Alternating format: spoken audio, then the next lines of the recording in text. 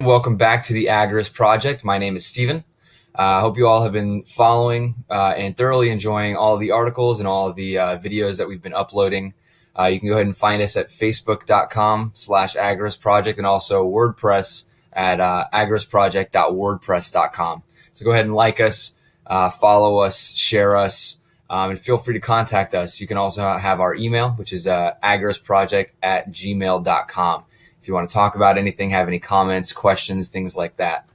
Today we're going to go over the sixth installment that I just uploaded yesterday onto the WordPress. This article is going to be called The United States of America, an Illegitimate Authority, based out of Luke chapter 7, verses 1 through 9. So I'm going to open up with that scripture. It says, "When he had completed all his discourse in the hearing of the people, he went back to Capernaum, and a centurion slave who was highly regarded by him was sick and about to die.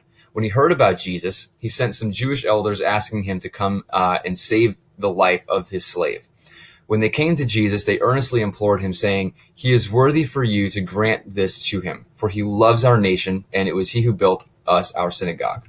Now Jesus started on his way with them, and when he was not far off from the house, the centurion sent friends, saying to him, 'Lord, do not trouble yourself further, for I am not worthy for you to come under my roof. For this reason, I did not even consider myself worthy to come to you, but just say the word, and my servant will be healed.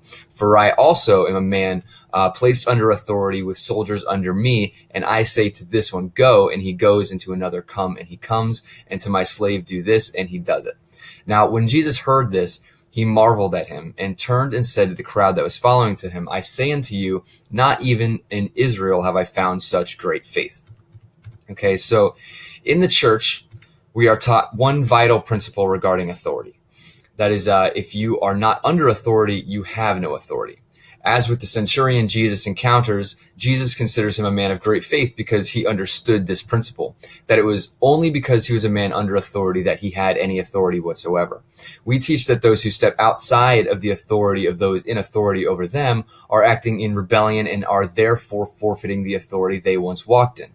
We accuse them of being renegade Christians with illegitimate ministries whose authority is virtually non-existent, and we teach others to disregard the authority they wrongly think they have as well.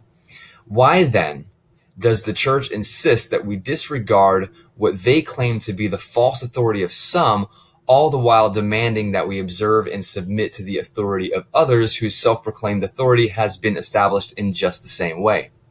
So what I'm about to unveil is seemingly one of the largest hypocrisies I believe the church could ever commit, and we commit it daily. There are men whom the church esteem with such reverence that they would, without question, reduce the commands of Jesus to love one's enemies as nothing more than an abstract and impractical philosophy, in order to justify obeying even their decree to kill one another, in order to prove their loyalty to them.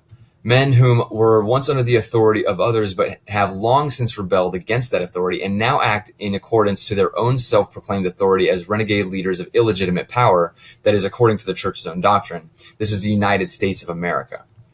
In 1773, a few brave men known as the Sons of Liberty led a protest against their governing authorities by destroying private property in response to the burden of taxes laid upon them by those authorities without their consent, for they had not been properly represented at Parliament.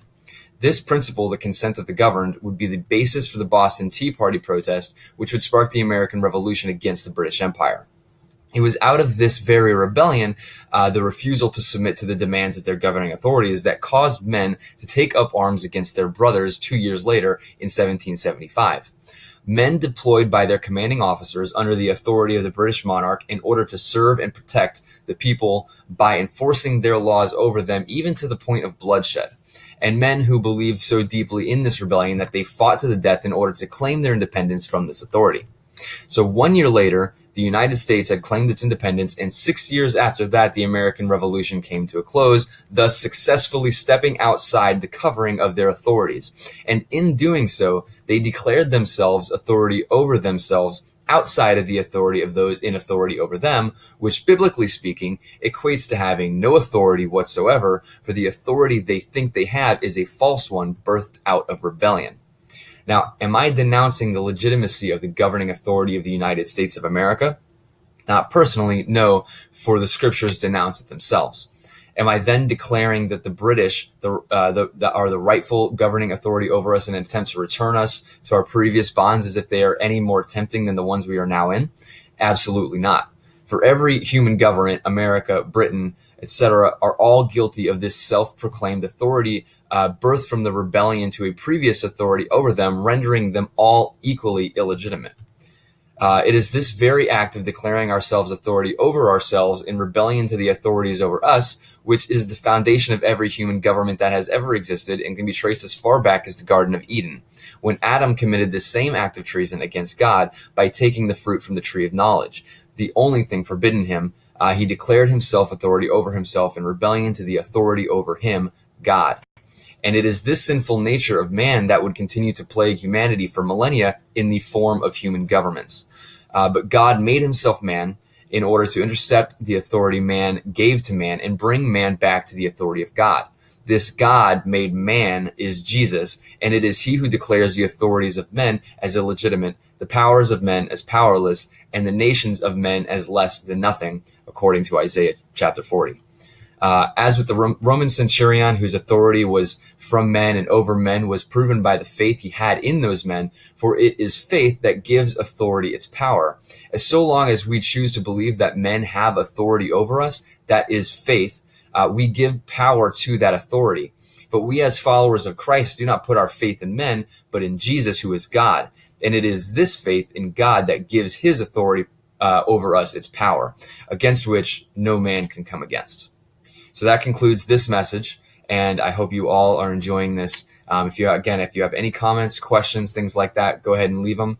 I'll get back to you as soon as I can. Cool.